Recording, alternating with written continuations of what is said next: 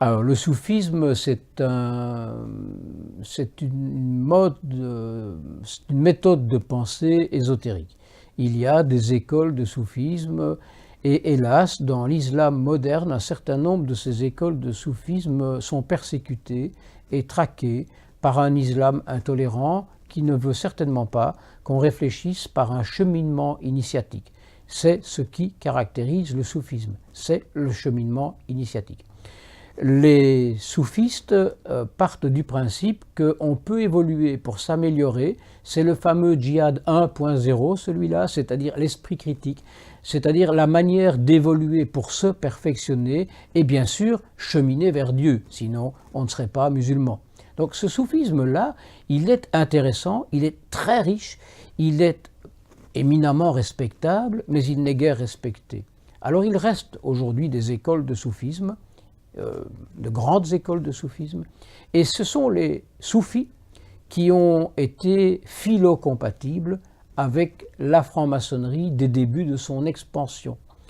Il y avait dans les loges des musulmans, il y avait dans les loges des juifs, il y avait de tout, il y avait des catholiques, il y avait... Bon. Et à l'époque, il ne se concevait même pas de ne pas être croyant. Je veux dire, le maçon était croyant par nature, par habitude de société.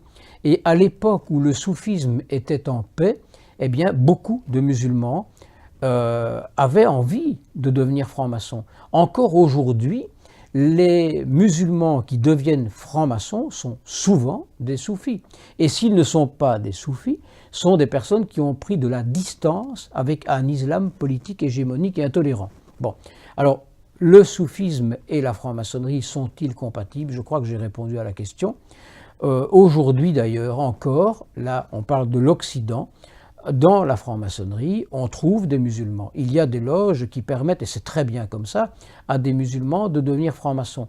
La question n'est pas de savoir si être soufi et maçon sont compatibles.